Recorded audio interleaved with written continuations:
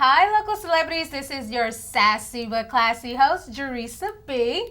And I am here with a very special guest, my girl, Toy. Hello. Hi, Hello. Toy. Hi. She is going to talk to us about voice over acting, which is something that I actually don't know too much about. Neither do I.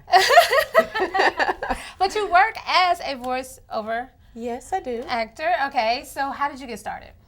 My story, I like to call it a Cinderella story because it's not typically how one would get into voiceover acting. Okay. I'm primarily a singer or songwriter, have been doing so for years. And I was a production assistant, and I really wasn't happy behind the scenes. When I studied communications in college, I had aspirations of being an entertainment reporter or Nice. possibly a VJ because of the music influence.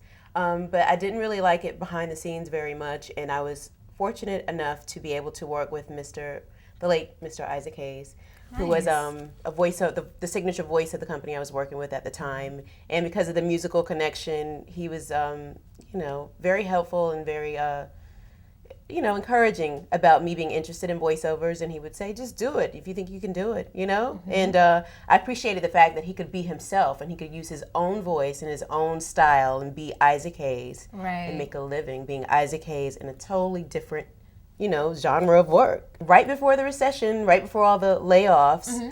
I got this bright idea. I want to try voiceovers, and everyone laughed at me. Like, you know how hard it is to get into voiceover, but I did a voiceover demo with no music bed and started to shop it, and lo and behold, I got a job, and that ended Wow. up getting me a bigger job at Nickelodeon as the voice of Nick Jr. That was my first job, Wow. my first contract. I didn't have an agent at the time, so that was incredible for me. So when you say shop it around, what do you mean by that? Like you had your demo, you sent it out cold, or you saw people on the street, like bam? All like, of the what did you above. do? All of the above. You got to hustle and get it out there. And I don't think there's really one way to make it. Like when people say, "How do you become how do you become famous?" or Right. "How are you a singer? How are you an actor?" There's so many different avenues to get to the ultimate goal. You just have to do what works for you.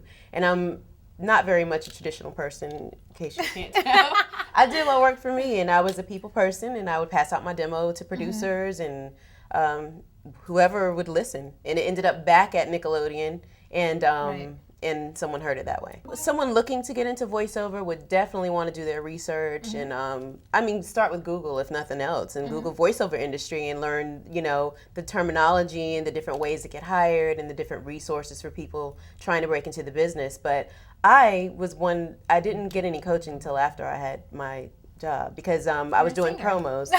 Yeah, that was pretty much my on-the-job training for years. I knew how to work the mic, I knew mic techniques, and I was comfortable on the mic and using my personality as I do when I sing. Right. But there's a certain way to do voiceovers. It's an art. It's an art form, and there's certain techniques that help you. So I got some coaching afterward, and it definitely helped me to be a little bit more diverse in voiceovers. Good. So I actually have a question from one of our local celebrities.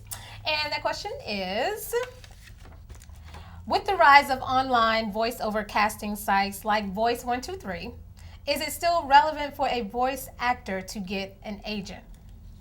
Absolutely. Yes. Yes. Always good to have an agent. Always. I think so. It's not impossible to book work without an agent, but I just think it opens you up to a whole new world of income and a different level job when you have an agent, because a lot of castings they're sent directly to agencies and they only see people who are represented, And that, again, it's not to say that you can't get in the door without having an agent, but it's definitely helped me to reach a platform in voiceover acting that I don't know that I would have been able to reach on my own. Right. Because there's, you just have access with an agent. Yes, you do.